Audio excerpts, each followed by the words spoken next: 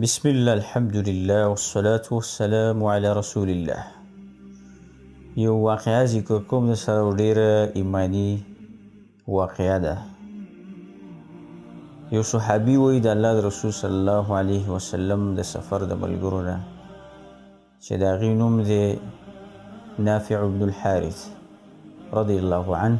هغه دا خبره کوي وی چې موږ د رسول صلی الله علیه وسلم سره په سفر باندې وتیو او ډیر ګڼ ملګري وو، تقریبا چې 400 پورې صحابه کرام په دې سفر وتیو.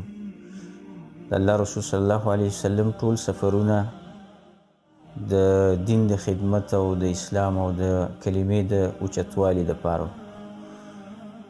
نو په دغه سفر کې سخته تنده ورسېده موږ ته او لږه ورسېده چې خوراک ختم شو. د سفر هغه توښه زموږ سره ختمه شوه تر دې چې یو ګوټ اوبه به موږ ته نه میلاوېدې. نو سخت حالات سره مخامخ شو. نو صحابه کرامو ټول رسول صلی الله علیه وسلم ته شکایت وکړه د خپل حالت.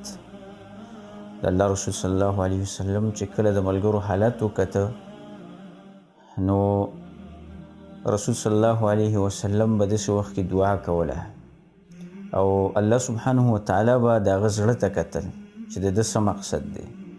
نو د رسول صلی الله علیه وسلم د زړه مراد مخکې د دې نه چې دی د الله نه دعا وکړي او دی څه وغواړي نو د هغې نه مخکې به الله د دې ضرورت پوره کوو. او دا د الله د رسول صلی الله علیه وسلم ناشنا یو خصوصیت و په انبیاو کې و چې موږ ګورو ناڅاپه د الله د رسول صلی الله علیه وسلم مخې ته یو بیزه او ګډه ودرېده. نو رسول صلی الله علیه وسلم خپله پاڅېده او دغه ګډې او د بیزې راولشله او په خپل احتې هم پۍ وڅښلې او ملګرو ټولو صحابه کرامو له ورکړې تر دې پورې چې ټول صحابه کرام ښه ماړه شو. نو چې کله شپه ښه پخه شوه نو دا صحابي نافع بن الحارث رضی الله عنه وایي ما ته وویله چې دا د ځان سره بوځه او نن شپه به دا تا سره تېره کړي او د دې ښه حفاظت کوه. وایي ما دغه ګډه او بیزه مې راواغېستله او ښه کلک پړی مې ترې تاو کړه او دا پړی مې بیا په میخونو باندې ښه کلک کړه او په ځمکه مې دا پړی ټک و او ټوله شپه ورته ناست وو. ما وایي تر دې چې زه د شپې څه غافله شومه، خوب را باندې راغی، ویده شوم.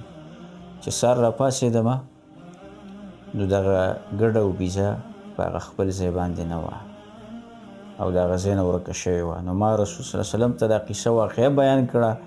نو د الله رسول صلی الله علیه وسلم دا خبره وکړه چې ذهب بها الذي جاء بها.